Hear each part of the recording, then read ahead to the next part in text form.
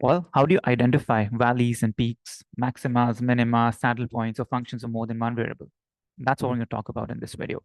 And if you've liked our content so far, do check out www.dsigma.in, where we try to bring math and your wellness, your mental health together on one single platform. Register for our courses. Do give us critical comment on where we can improve, like and subscribe our videos on YouTube, and help support us bringing more and more wonderful and quality content for you. So let's get back straight to the video.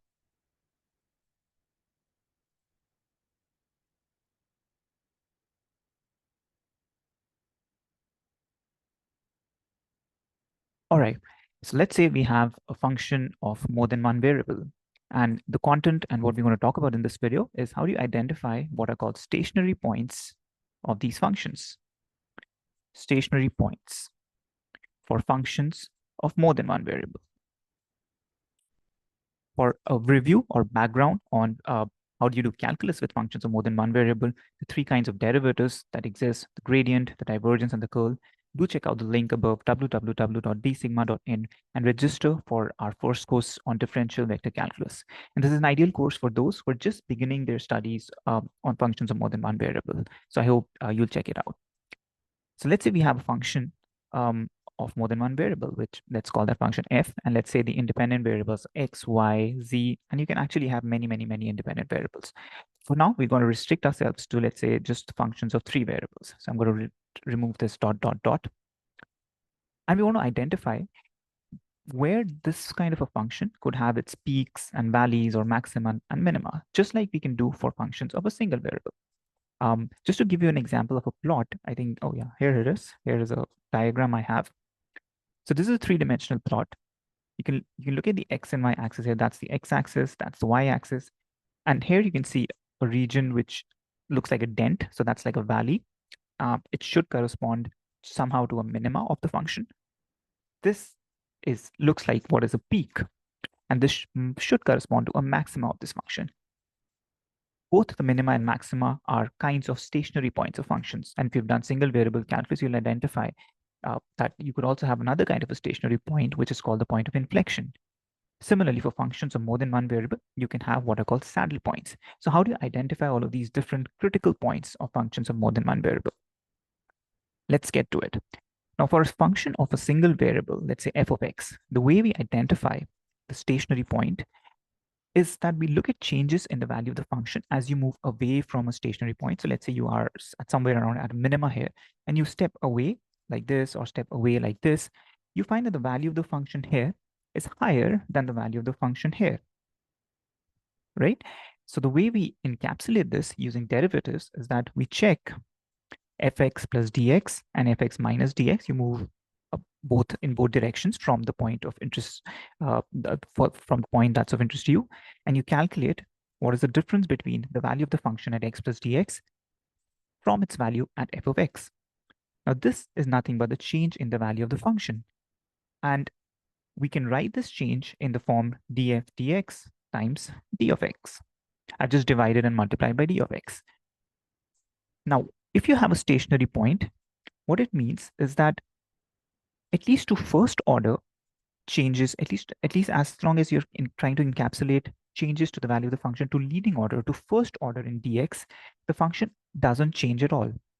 It's only when you try to calculate the changes in the function to orders higher than one, which is second order changes, when we are willing to incorporate dx square, for instance, is that we begin to see that it's a minima or a maxima or a point of inflection. So when we want to classify stationary points, what we're looking at are points which are kind of flat, which are flat regions for a function. So if I move in some direction away from the point x, the value of the function doesn't change at all. And the way we encapsulate that is we write down the change in the value of the function as you take a step dx away from the point x. And I can write this in the form df dx, because this thing is just df. I divide this by dx, multiply by dx, and you equate this to 0. In a sense, what you're saying is that the function to first order in dx doesn't change at all. And if this is true for all choices of dx, for all choices of this tiny step size, if this equation that df dx times dx is 0, then it implies that df dx is 0.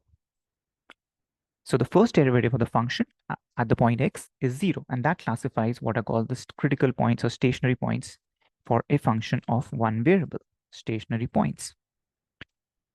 It's exactly this idea which we'll use for functions of more than one variable.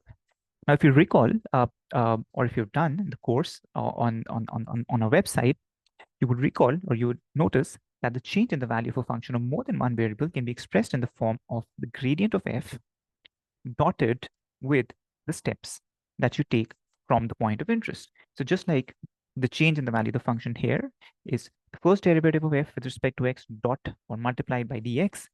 For functions of more than one variable, say, let's say we have three variables, x, y, f of x, y, z, the change in the value of the function, which is fx plus dx, comma, y plus dy, comma, z plus dz, minus f of x, y, z, can be expressed in the form gradient of f dotted with dr, which characterizes the vector along which direction you take a step away from the point x, y, z.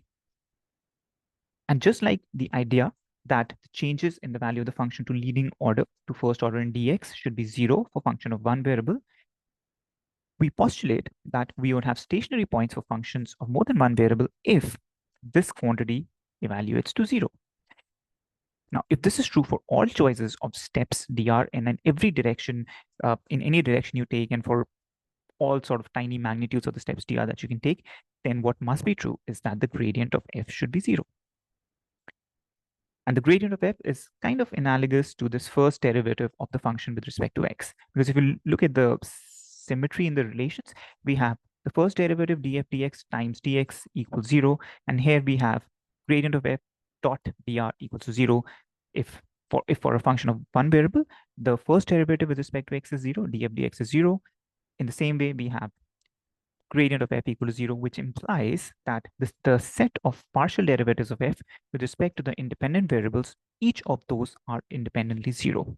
The gradient of f is tau f, tau x, I plus tau f, tau y, j plus tau f, tau z, k equals to 0.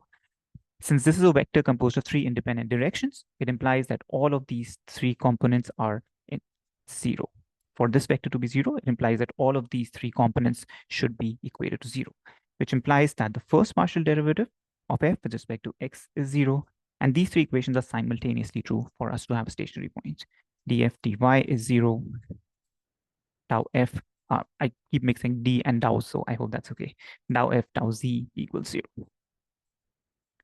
And these classify what are the stationary points. So let's take a quick example. And then in the next video, we're going to look at trying to characterize the nature of the stationary points.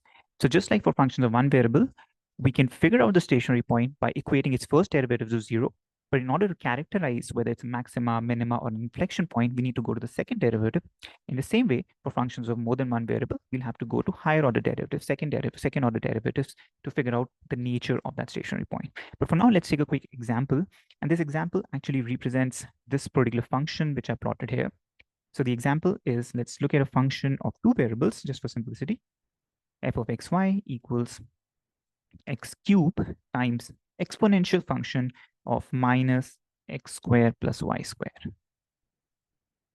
So let's say this is the function, and this is exactly the function that I plotted here, this one. So the way we can figure out the stationary points, just like we've just derived right now, is we take the first partial derivative of this function with respect to x. So we have two terms here. We'll use the product rule. So the first term gives me 3x squared e to the power of minus x squared plus y squared, plus I have x cubed, and then I take the derivative of this exponential, which is again an exponential, minus x squared plus y squared, times minus 2x equals 0. So that's the first equation. Now I can take this as a common factor. So we have minus x squared plus y squared, and then we have 3x squared minus 2x to the power of 4 equal to 0. Now this term will only be 0 if x is very, very large. So x tends to infinity. So we're going to ignore that. We're just going to look at finite values of x and y. So all we need to do is equate this particular expression to 0. We have an x squared, which is a common factor here. Then we have 3 minus 2x squared equals 0. That gives me two candidate solutions. X is 0 or x is plus minus, solving for this, plus minus square root of 3 over 2. So these are the two choices of the x value that we can have. Likewise, I can take the derivative of this function, partial derivative of this function with respect to y, and that will give me x cubed. That's not, if I differentiate that with respect to y, I'll just end up getting a 0. So we have this exponential term, minus x squared plus y squared. And then the only derivative would come from here. So that's minus 2y equals 0. And that just gives us y equals 0. So there are two candidate solutions. One is y equal to 0. And from here, x equal to 0. That's the first set of solutions. Another is, again, y is 0 and x equals plus minus square root 3 over 2. That's the second candidate solution. So if I go back to this plot, you see that here, somewhere here, is where we are seeing the first maxima. So that's kind of like at y equals 0, x equals y equals 0, and x equals, perhaps it'll be somewhere here. So I've drawn it incorrectly. So it'll be somewhere here and here. That's y equals 0 and x equals plus square root of 3 over 2. And likewise, the other minima somewhere you'll see here.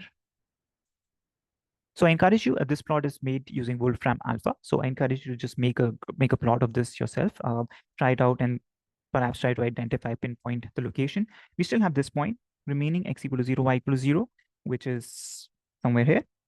And maybe this, it doesn't look like a maximum or a minimum, and perhaps this is an example of an inflection or a saddle point. So we'll see how to further characterize the nature of these stationary points in the next video, but I hope this was of some use.